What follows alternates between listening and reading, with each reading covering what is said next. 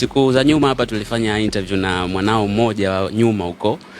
Na kwenye nyimbo yako hii ya ulifanya na Form 7 inasemekana kwamba yani ni verse mistari ninavyosema kwamba kuna mwana ambaye amezingua, si ndio hivyo? Na baadhi ya comments za watu wakasema kwamba huyo mwana ambaye wewe umemuimba humo ndani ni mwanao Pateni. Unaona bwana? Sasa wewe unazungumziaje hilo swala kwamba ni kweli ulimzungumzia Pateni au iko vipi? Mimi kwa kweli mimi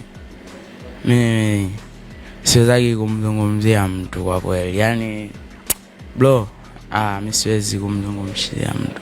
Namzungumzia kwa lipi bro? Lakini hamkuwa sawa hapo nyuma. Yeah. Alafu unakuja unatoa kwamba na alikuwa ni mwanao, alafu unasema kwamba mwanao kazingua. Mimi yule hajawahi kuwa mwanangu. Mimi yule familia tu ambazo nilikutana nao. Si unaelewa bro? Yeah. Kitu kingine pia alichokisema kwamba wewe unamzidi kuimba na ni shabiki yako. Wewe unampokea shabiki yako au hutaki ushabiki kabisa?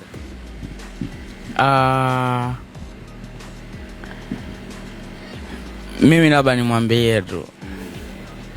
Yeah.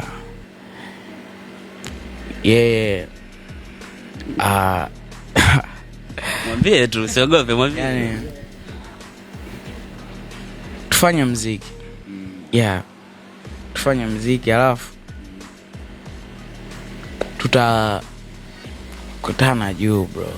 Kwa hiyo ikitokea mambo yale kama zamani mlivyokuwa mkiishi na nini, au hutaki tena mambo ya kukaa pamoja? Mimi sio mtoto bro. Si unaelewa bro? Mimi sio mtoto. Sasa mimi na demu wangu afu niende ngalale na mtu. Acha na kulala na mtu, kuna ile maisha fani mko pamoja, mnaingia session pamoja na nini? Hivyo vitu ambavyo vipo kwenye maisha yangu anakujaga bila taarifa amwambie mtu yote. Si unaelewa? Yeah. Shabiki yako yule unamkubali na wewe? Hilo watajua mashabiki zangu. Wewe kama wewe sasa unamkubali? Maana yeye kakili kasema amenyosha mikono kwako. Sawa. I like it. Sawa.